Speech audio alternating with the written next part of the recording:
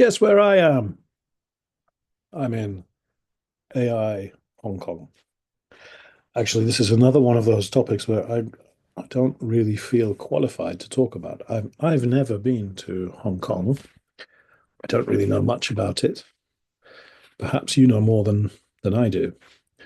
What I do know about Hong Kong, speaking as an Englishman, I know that it was part of the British Empire, basically.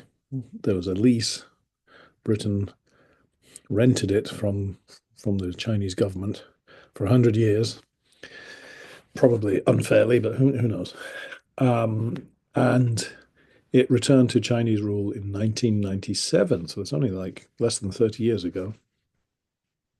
And my understanding is that there are still many British Chinese people, um, and people speak a lot of English there still, probably changing. I don't know, I've never been. I also know, because I looked it up on Wikipedia, it's about 3,000 square kilometers. That's the whole of Hong Kong. And there are 7 point something million people living there, almost 8 million people in Hong Kong. Of course, it's now belongs to mainland China. So it has an interesting history. It'd be an interesting place to visit, I think. So let's have a look. What do we know? What have I got? Maybe you could spend a good long weekend, 3 days, like Friday, Saturday, Sunday in Hong Kong. And here are some suggestions. Number one, explore the city's iconic landmarks. Iconic means famous landmarks that you immediately think of Hong Kong. I can't think of any, except it says here Victoria Peak. I guess that's a small mountain.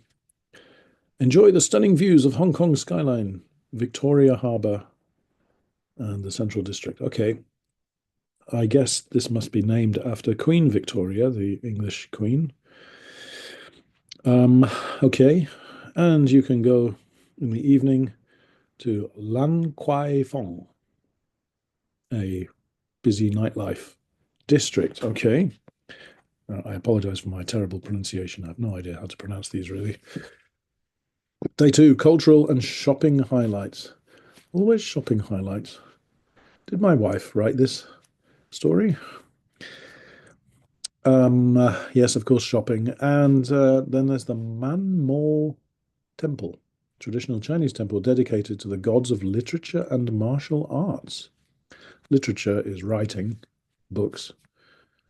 Martial arts is fighting sport, like kung fu in Japan, judo, and you know. Hmm. Okay. Number three is nature. Wow, they have nature in Hong Kong. I read in Wikipedia that Hong Kong is the fourth most populated area in the world. There are only three places more crowded than Hong Kong. I wonder if Tokyo is one of them. Maybe Mexico City, maybe Manila. I don't know. Okay, anyway, yeah, sorry, number three, yes, so nature. So they do have some nature there. It says take a day trip to Lantau Island, visit the Big Buddha and Gong Yongping.